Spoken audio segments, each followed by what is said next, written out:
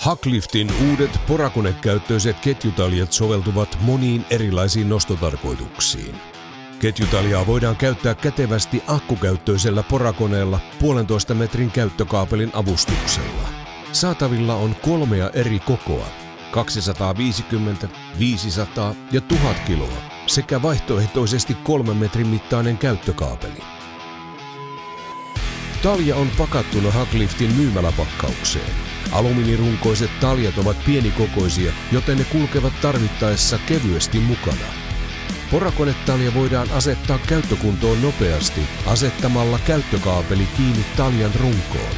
Varmista, että puolikuun muotoinen akseli asettuu taljan rungossa olevaan puolikuun muotoiseen vastakappaleeseen.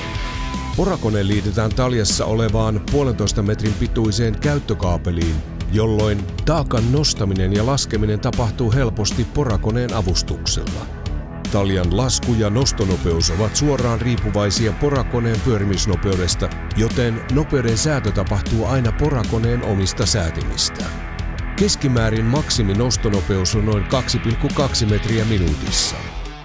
Taljan ylä- ja alakoukku molemmat on varustettu leikarilla, mikä mahdollistaa koukkujen ja taljan asemoinnin ennen nostoa. Vakionostokorkeus on 3 metriä, mutta voimme toimittaa myös muut pituudet nopeasti asiakkaan mittojen mukaisesti.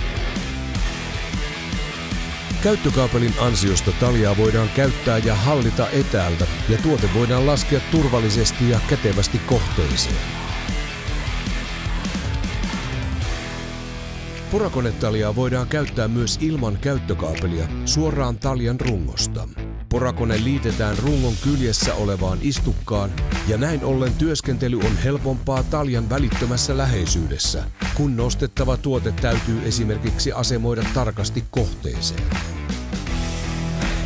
Löydät lisätietoja porakonetaljasta sekä muista nosto- ja kuormasidontavälineistä Hackliftin sivuilta www.hacklift.com. Tervetuloa tutustumaan myös näyttelytilaamme Kaarinaan.